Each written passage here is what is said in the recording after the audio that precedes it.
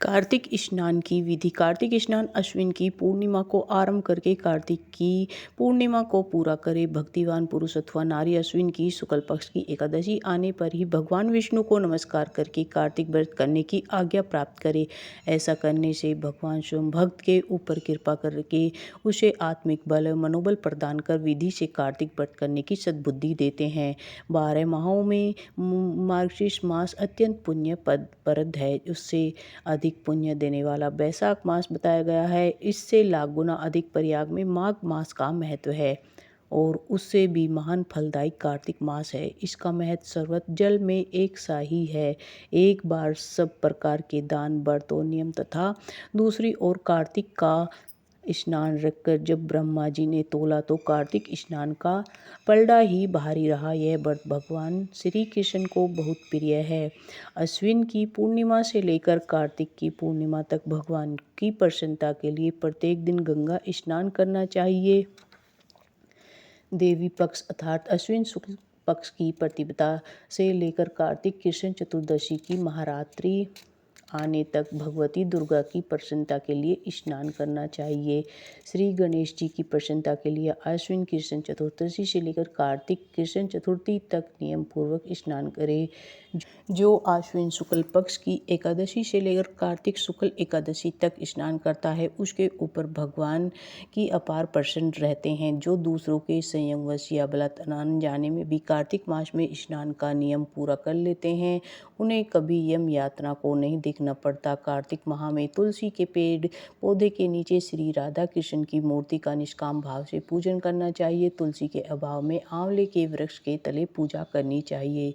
स्नान करने का नियम यह है कि जब 2 घड़ी रात बाकी रहे तब तुलसी की मिट्टी वस्त्र और कलश लेकर जलाशय या गंगा तट पर जाए और पैर धोकर गंगा आदि नदियों तथा विष्णु और शिव आदि देवताओं का स्मरण करे। फिर नाभि पर्यंत जल में खड़े होकर इस मंत्र को पढ़ना चाहिए। कार्तिकेय करिष्मी प्रातः स्नान जनार्दन प्रीत्यर्थ तवे देवेश दामोदर मया सह। अर्थात हे जनार्दन देवेश्वर लक्ष्मी सहित आपकी प्रसन्नता के लिए मैं प्रातः कार्तिक स्नान करूँगा। उसके बाद यह मंत्र पढ़े। गृह्णात्य मया दत्तम राध्या सहितो हरे नमः कमलनाभ्यम नमस्ते जलाशिने नमस्तुते ऋषिकेश गृह्णाद्य नमस्तुते। अर्थात आप श्री राधा के संग मेरे दिए हुए इस अर्घ्य को स्वीकार करें। हे हरे आप कमलनाथ को नमस्कार है। जल में शयन करने वाले आप नारायण को नमस्कार है। यह अर्घ्य ग्रहण कीजिए आपको बार बार नमस्कार है। मनुष्य जिस तीर्थ में भी स्नान करे उसे गंगा का स्मरण जरूर करना चाहिए।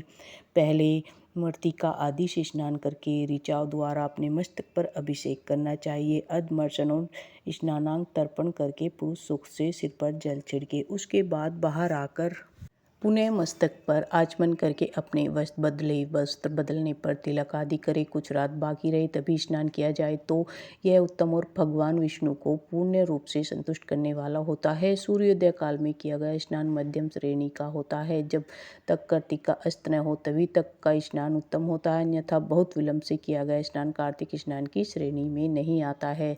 स्नान का तत्व जानने वाले मनीषियों ने 4 प्रकार के स्नान बताए हैं। वायव्य, वारुण, ब्रह्मा, दिव्य। वायव्य का गोधूलि से किया हुआ स्नान वायव्य स्नान कहलाता है और वारुण समुद्र आदि के जल में स्नान किया जाए तो उसे वारुण कहते हैं। ब्रह्मा वेद मंत्रों के उच्चारण पूर्वक जो स्नान होता है उसका नाम ब्रह्मा होता है। दिव्य में गोधू अथवा सूर्य की किरणों द्वारा जो जल अपने शरीर पर गिरता है उसे दिव्य स्नान कहा जाता है। ब्राह्मण, क्षत्रिय और वैश्य को मंत्रोच्चारण पूर्व स्नान करना चाहिए। स्त्री और शूद्र के लिए बिना मंत्र के लिए स्नान का विधान है। प्राचीन काल में श्रेष्ठ तीर्थ पुष्कर में कार्तिक मास में पुष्कर स्नान करने से व्याघ्र योनि से राजा प्रभंजन मुक्त हुए थे। नंदा भी कार्तिक में पुष्कर का स्पर्श पाकर परम धाम को प्राप्त हुई थी। अतः जो भी श्रद्धावान कार्तिक में सुबह उठकर तीर्थ में स्नान करता है वह सब पापों से मुक्त होकर परम ब्रह्मा को प्राप्त कर लेता है।